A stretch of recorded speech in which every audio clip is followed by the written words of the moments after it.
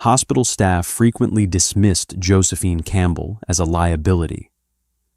To them, she was merely a brittle, trembling relic who belonged in a quiet nursing home, not the chaos of a Level 1 trauma center. Yet when the double doors suddenly blew open and tragedy spilled into the ER, they finally witnessed the terrifying truth. The frailest woman in the room was the only one who had survived a war. Josephine Campbell was 74 years old, and she was entirely used to being invisible. To the young adrenaline-fueled doctors and nurses buzzing through the corridors of San Diego Coastal Medical Center, Josephine was little more than a piece of vintage hospital furniture. She was a volunteer triage assistant now, though she still wore her faded blue scrubs. She walked with a pronounced heavy limp, her left leg dragging just a fraction of an inch behind her right. Her hands mapped with prominent blue veins and age spots carried a permanent subtle tremor. "She's a massive liability, Harrison," Dr. Philip Carter hissed, aggressively sanitizing his hands outside Trauma Bay 3. Carter was 31, wore his stethoscope like a Medal of Honor, and possessed the kind of arrogance that only came from a freshly printed Ivy League medical degree. "I'm telling you she's going to drop a tray or mix up a chart or trip over a crash cart. We are a Level 1 trauma center, not an assisted living facility." Harrison Gould, the hospital administrator, sighed and pinched the bridge of his nose. "Dr. Carter Josephine has been affiliated with this hospital for over 40 years. She mostly just hands out blankets talks to the terrified families and helps with basic triage. She's harmless. Plus, the union would have a field day if we unceremoniously dumped her. She's frail." Carter snapped, his voice carrying down the hall, just enough for Josephine to hear as she restocked the linen closet. "She took 5 minutes to open a sterile saline bottle yesterday because her hands were shaking so badly. It's embarrassing." Inside the linen closet, Josephine paused. Her trembling fingers tightened around a stack of pristine white towels. She didn't cry. She didn't feel the sting of insulted pride. When you have lived through the things Josephine had lived through, the petty complaints of a sleep-deprived civilian doctor, registered as nothing more than a mosquito bite, she carefully placed the towels on the shelf, her breathing steady and calm. She remembered a time when her hands didn't shake. She remembered when those same hands were slick to the elbows with crimson, working frantically under the blinding strobe of mortar flashes. It was 1968, Phu Bai Combat Base, Vietnam. The 3rd Medical Battalion. Josephine closed her eyes, and the sterile smell of the hospital bleach faded, replaced instantly by the suffocating scent of diesel fuel, vaporized mud, and copper. She was 22 years old, again, a combat nurse dropped into the meat grinder of the Tet Offensive. They hadn't called her Frail back then. They called her the Angel of Route 1. Josephine, the sharp voice shattered her memory. Josephine blinked, turning slowly to see Nurse Amanda Jenkins standing in the doorway looking impatient. "Dr. Carter needs Trauma Bay 1 prepped for an incoming lac repair. Nothing major, just a civilian who slipped with a kitchen knife. But he wants it done 5 minutes ago," Amanda said, not unkindly, but with the rushed dismissiveness reserved for the elderly. "Can you handle that? Or do you want me to get one of the techs?" "I can handle it, dear," Josephine said, her voice a quiet, raspy hum. She shuffled out of the closet and made her way to Bay 1. As she reached up to adjust the overhead surgical light, the loose fabric of her scrub top slipped slightly, exposing her collarbone and the top of her right shoulder. A jagged, hideous topography of scarred flesh peeked out from beneath the cotton. It was a massive starburst keloid, the unmistakable calling card of an AK-47 round that had shattered her clavicle and torn through her trapezius muscle. Beneath it, running down her back, were the scattered silver craters of shrapnel. She quickly pulled her collar up, ensuring the armor of her scrubs remained intact. No one in this hospital knew about the scars. No one knew about her silver star locked away in a dusty cedar box in her apartment. To them, she was just old Josephine. Slow, trembling, frail Josephine. Later that afternoon, the ER settled into a rare, eerie quiet. Dr. Carter was leaning against the nurse's station, sipping a lukewarm coffee and complaining about his golf swing to a resident. Josephine sat quietly in a corner chair, systematically folding pediatric gowns. "I'm telling you, if I can just fix my hip rotation, I'll drop 3 strokes," Carter was saying, demonstrating a mock swing with his clipboard. Josephine didn't look up. Her instincts honed 50 years ago in a jungle 10,000 miles away were suddenly screaming. It was the same feeling she used to get right before the sirens wailed at Khe Sanh. A sudden drop in air pressure, a prickling at the base of the skull, the quiet before the storm. Suddenly, the red emergency phone on the wall behind the nurse's station began to blare. It wasn't the standard ring. It was the mass casualty alarm. Amanda snatched the receiver. Her face went completely pale. "What? How many say that again?" She dropped the phone, her eyes wide with panic. "Pile up on the I-5. A commercial semi-truck blew a tire and plowed into a military transport convoy from Camp Pendleton. We have at least 15 criticals incoming. ETA is 2 minutes. Carter dropped his clipboard. The color drained from his face. 15 criticals. We only have 3 trauma surgeons on call. They're bypassing the other hospitals. We're the closest level 1, Amanda shouted, already running toward the supply cabinets. Clear the bays, move all non-criticals to the hallway. Carter began shouting, his voice pitching high with panic. I need blood. Get the blood bank down here. O negative, as much as they have. Josephine stood up. She didn't drop the gown she was folding. She placed it neatly on the chair. The trembling in her hands stopped completely. Her spine straightened, erasing decades of gravity and arthritis in a single second.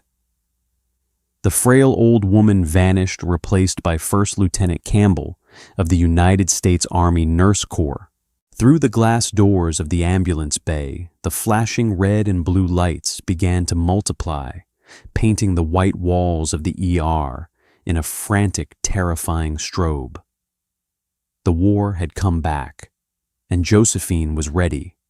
The double doors of the ER blew open with a violent crash. Paramedics poured in like a dam, shoving blood-soaked gurneys over the linoleum. The sterile silence of the hospital was instantly pulverized by a cacophony of agony, screaming metal-torn victims, shouting medics, and the relentless panicked beeping of heart monitors flatlining. Blunt force trauma to the chest, tension, pneumothorax, BP is plummeting, a paramedic yelled, wheeling in a young man in a shredded military utility uniform. Put him in Bay 1, Carter screamed, running alongside the gurney.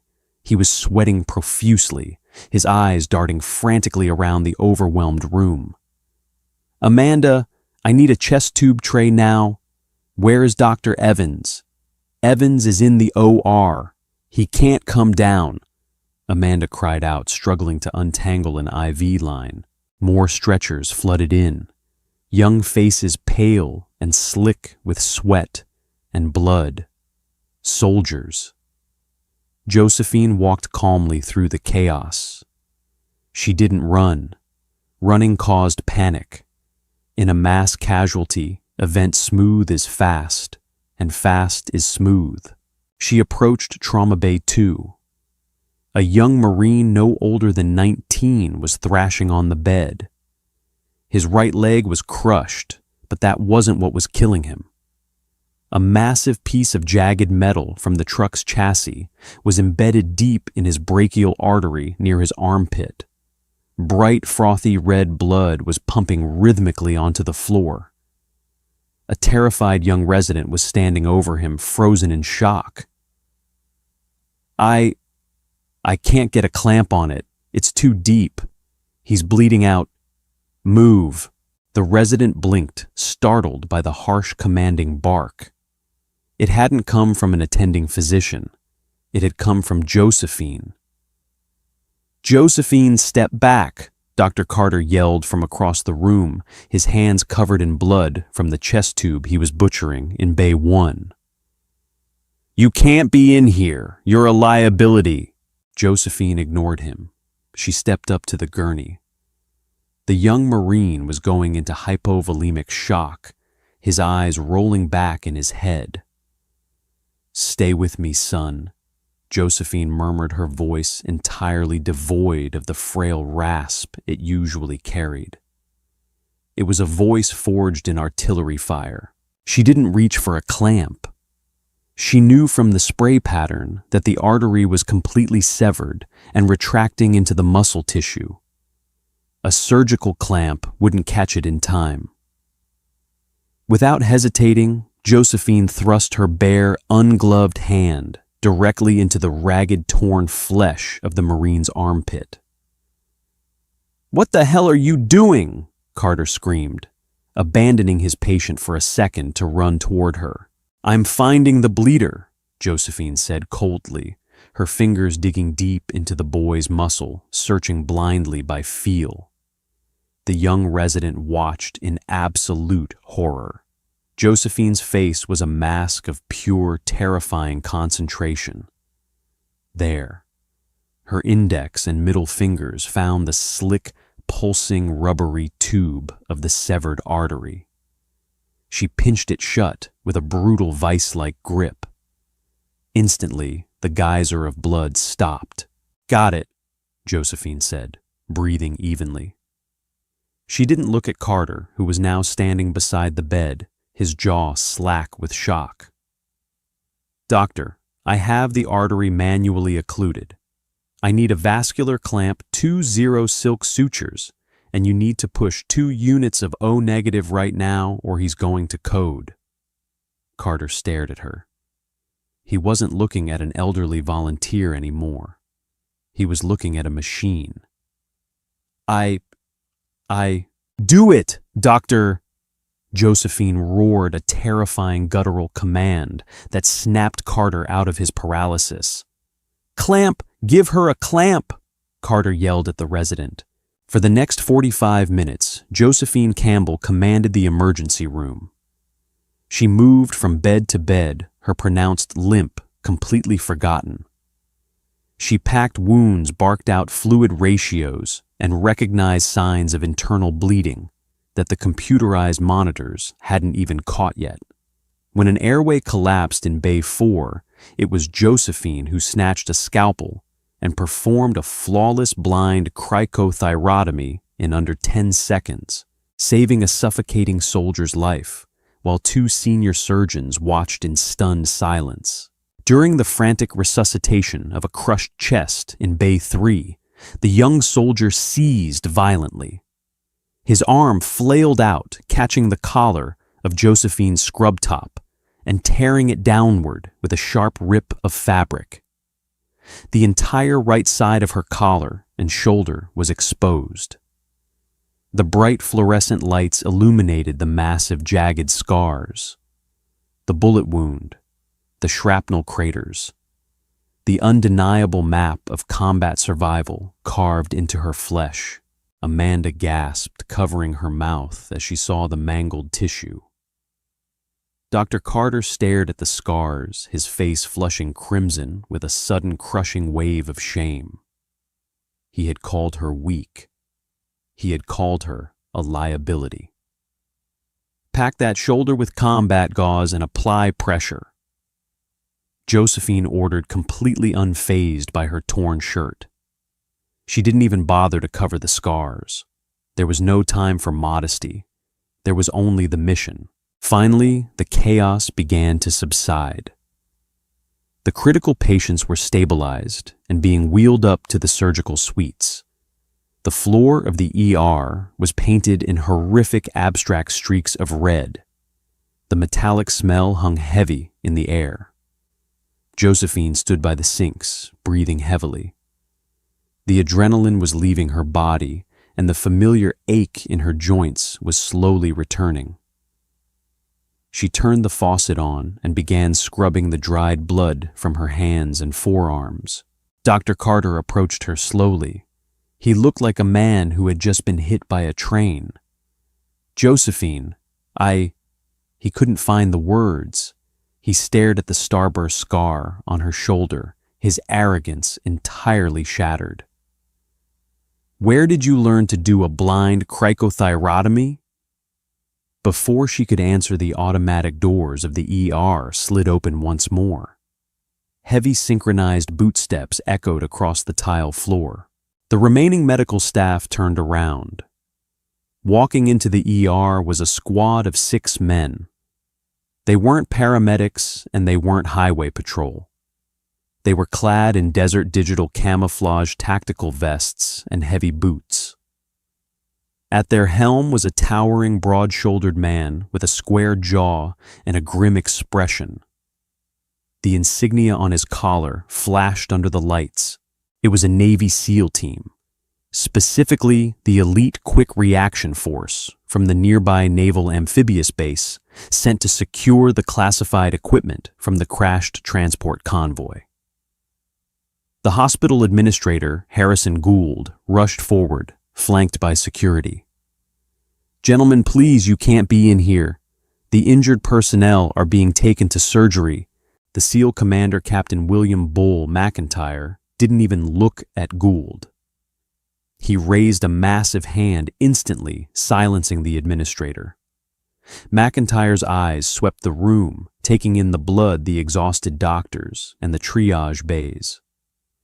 Then his eyes locked onto the sinks. He saw the elderly woman in the torn scrubs. He saw the way she stood, exhausted but unbowed. And then he saw the horrific, unmistakable battle scars on her exposed shoulder. McIntyre's breath hitched. He stepped past the doctors, past the administrator, and walked straight toward the washing station. The 5 SEALs behind him followed in perfect, silent unison. The entire emergency room went dead silent. Dr. Carter stepped back, intimidated by the sheer physical presence of the operators. McIntyre stopped 3 feet away from Josephine. He looked at her frail, trembling hands now washed clean. He looked at the silver star scar on her clavicle. "Excuse me, ma'am." McIntyre's deep, gravelly voice echoed in the quiet ER. "Are you Josephine Campbell?" Josephine reached up with a wet hand and slowly pulled her torn scrub collar back over her shoulder. She looked the giant Navy SEAL dead in the eye. "I am," she said quietly. The silence in the emergency room was absolute. The frantic symphony of cardiac monitors, hissing oxygen valves, and chaotic shouting had completely evaporated, replaced by a heavy, suffocating stillness. Everyone, the nurses, the surviving paramedics, the blood-soaked residents, and Dr. Philip Carter stared at the bizarre tableau unfolding by the scrub sinks. 6 heavily armed Navy SEALs men who looked like they were carved out of granite and violence were standing in a rigid deferential semicircle around an elderly 74-year-old hospital volunteer. Captain William Bull McIntyre took another step forward. He was a giant of a man standing 6'4", his desert camouflage uniform stained with the dust of the coastal highway crash. He looked down at Josephine Campbell, his eyes scanning the faded blue cotton of her scrubs, the deep wrinkles around her eyes, and the slight involuntary tremor that had returned to her hands now that the adrenaline was fading. First Lieutenant Josephine Campbell.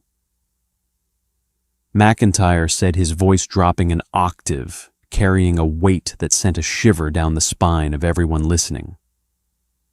United States Army Nurse Corps, attached to the 3rd Medical Battalion during the Tet Offensive. Josephine did not flinch.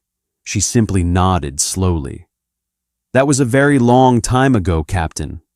I am just a triage volunteer now. With all due respect, ma'am. McIntyre replied, his jaw tightening. You are much more than that.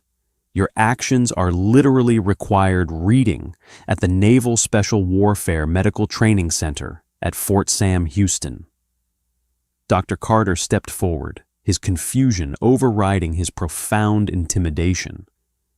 Wait, what are you talking about? Required reading? Josephine just hands out blankets. McIntyre slowly turned his head to look at the young, arrogant trauma surgeon. The SEAL's eyes were cold, flat, and entirely unamused. He looked Carter up and down, taking in the doctor's pristine shoes and the blood on his hands that belonged to patients Josephine had essentially saved. Dr. McIntyre said, his tone dripping with a quiet, dangerous authority. Do you have any idea who is standing in front of you? Carter swallowed hard, glancing at Josephine, then back to the SEAL commander. She's Josephine. She's been a volunteer here for 40 years. She has a limp. She has a tremor. That limp, McIntyre barked, his voice echoing sharply off the sterile tile walls, is from a piece of Soviet-made mortar shrapnel that embedded itself in her sciatic nerve. And that tremor is the result of holding a manual thoracic clamp on a bleeding soldier for 6 straight hours while her own camp was being overrun by North Vietnamese Army regulars. A collective gasp echoed from the nurse's station. Amanda dropped a clipboard, the plastic clattering loudly against the floor. McIntyre turned his attention back to the room, projecting his voice so every single medical professional in the trauma center could hear the unvarnished truth. He was no longer just a naval officer. He was a historian delivering a eulogy for the living. On the night of February 8th, 1968, the triage hospital at Phu Bai Combat Base was subjected to a sustained massive artillery barrage. McIntyre recited the details etched flawlessly into his memory. The primary surgical bunker took a direct hit. The commanding medical officers were killed instantly. The power generators were blown to pieces. The base was plunging into total darkness, and the perimeter was actively being breached. McIntyre took a breath, his chest expanding against his tactical vest. First Lieutenant Campbell was the only surviving senior medical officer. She had already been shot in the shoulder by a sniper, the scar you all just saw. Her clavicle was shattered. But instead of boarding the medical evacuation chopper, she refused to abandon the 40 critically wounded Marines in the secondary triage tent. Carter's face went completely pale. He looked at Josephine. She was looking down at her hands, her expression unreadable, entirely detached from the mythical hero McIntyre was describing. For 32 hours, McIntyre continued, his voice echoing with profound reverence. Lieutenant Campbell operated in pitch darkness, using only the illumination of incoming mortar flashes and a dying flashlight held in her teeth. She performed blind cricothyrotomies. She manually clamped severed arteries. She triaged, stabilized, and defended her patients. To emphasize the sheer impossibility of her actions, McIntyre reached into his tactical vest and pulled out a small waterproof notebook. He flipped it open. We study the declassified after-action report of that night to teach our special amphibious reconnaissance corpsmen what true extreme stress medicine looks like. The survival statistics from her tent were considered medically impossible. She saved 38 men that night, McIntyre said, softly closing the notebook. 38 men who got to go home, have children, and live their lives because a 22-year-old nurse with a shattered shoulder refused to quit. She was awarded the Silver Star for gallantry, in action one of the few women in history to receive it. The ER was entirely silent. The heavy, sterile air felt thick with sudden crushing realization. One of those men, McIntyre added, his voice finally cracking, just a fraction losing its rigid military discipline, was a 19-year-old Marine corporal whose right leg had been crushed and whose brachial artery was severed. A Marine whose life was saved because Lieutenant Campbell shoved her hand into his chest and pinched his artery shut until the medevac arrived. McIntyre took off his tactical helmet. He held it under his arm. That Marine corporal was my grandfather, Jonathan McIntyre. Josephine finally looked up. Her breath caught in her throat. The stoic, unbreakable facade she had maintained for over 5 decades suddenly cracked. She looked into the broad, rugged face of the towering Navy SEAL, and for a fleeting second, she saw the terrified eyes of the young, bleeding boy she had held together in the mud of Vietnam. Jonathan, Josephine whispered, her voice trembling, not from frailty, but from a profound, agonizingly beautiful wave of memory. He made it home. He made it home, ma'am. McIntyre smiled, his eyes shining with unshed tears. He became a high school history teacher. He had 3 children. He had 7 grandchildren. He passed away peacefully 2 years ago at the age of 73. But every single day of his life, he talked about the angel of Route 1. He told us that if we ever met you, we were to give you a message. Josephine's hands shook violently. She gripped the edge of the stainless steel sink to steady herself. What was the message? McIntyre straightened his spine. He said to tell you, the debt is paid, but the gratitude is eternal. The profound emotional gravity of the legendary revelation struck the silent emergency room like an invisible physical shockwave. Dr. Philip Carter staggered weakly backward, slumping heavily against the stainless steel edge of Trauma Bay 1. He felt completely and entirely ill.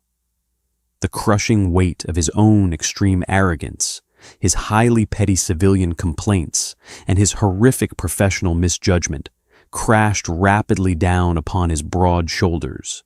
He had foolishly called her a terrible liability. He had complained loudly about her taking too long to simply open a saline bottle. He had blindly berated her for being terribly weak here today.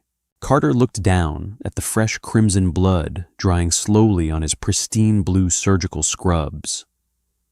It was merely a tiny microscopic fraction of the terrifying horrors she had bravely worn on her own stained garments.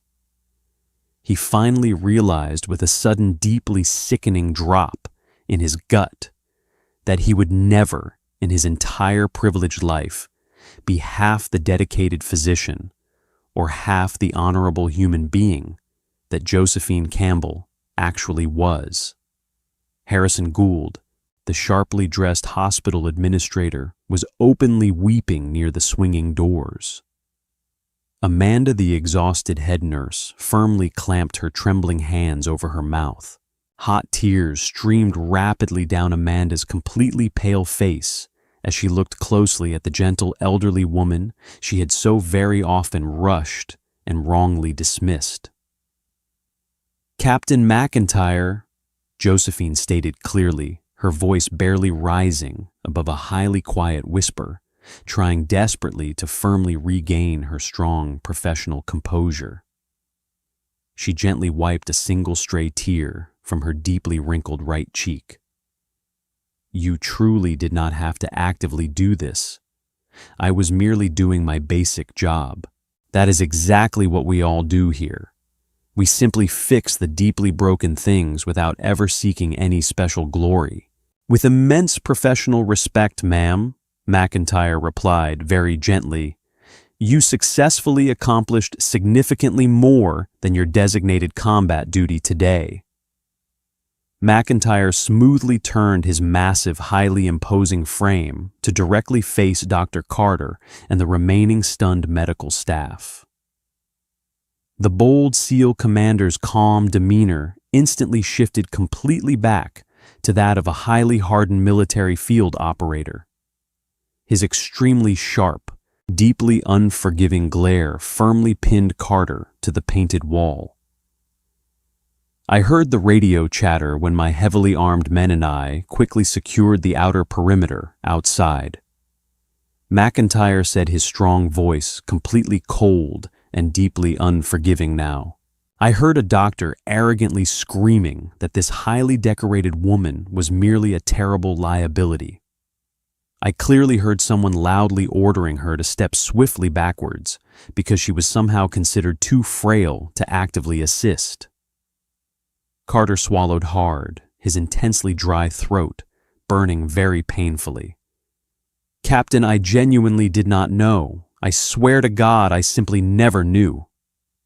"Ignorance is surely no valid excuse for massive, blatant disrespect, Doctor," McIntyre snapped loudly.